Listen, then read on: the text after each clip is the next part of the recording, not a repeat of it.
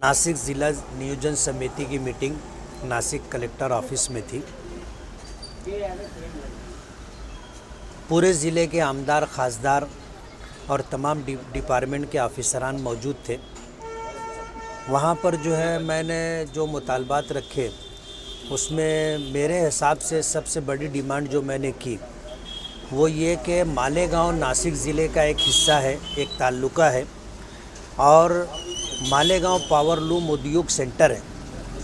खेती के बाद देश में सबसे बड़ा रोज़गार देने वाली सनत टेक्सटाइल है।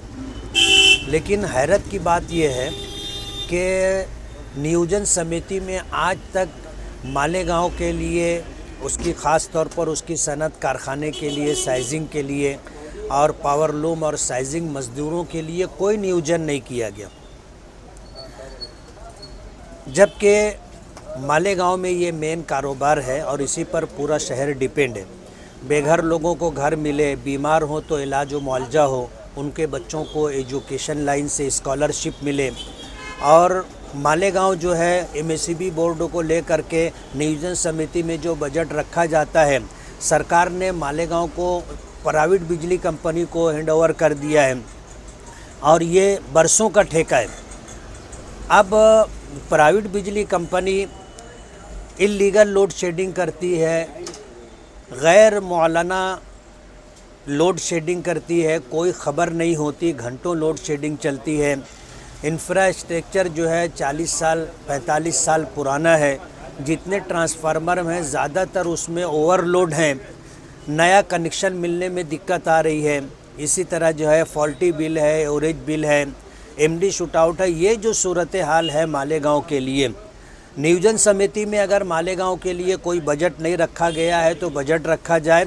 और पालक मंत्री से मेरी ये दरख्वास्त है कि ये हमारी तकलीफ़ दूर हो। तो उस पर पालक मंत्री ने कलेक्टर साहब को आदेश दिया कि 12 तारीख को जो है मोदी साहब जो है हमारे प्राइम मिनिस्टर नासिक के दौरे पर आने वाले हैं। उनके जाने के बाद 12 तारीख के बाद जो है ये आप प्राइवेट बिजली कंपनी के ज़िम्मेदारान, मालेगांव के आमदार और इसी तरह कारखानेदार, इस सनत से जुड़े हुए ज़िम्मेदारों की जो है एक जॉइंट मीटिंग रखी जाए और प्राइवेट बिजली कंपनी से जो दिक्कत और परेशानी है उसको दूर किया जाए।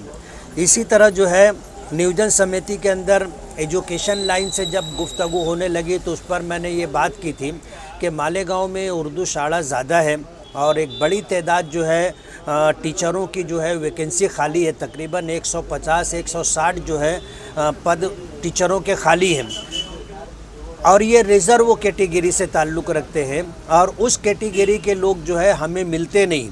तो ये जो है टीचरों की ये जो वैकेंसी रिक्त है, खाली चल रही है, इसको भरना चाहिए।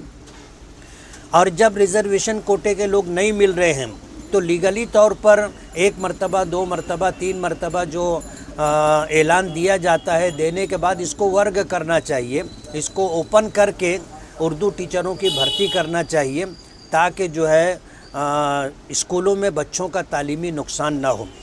उसी के साथ जो है हम लोग जो है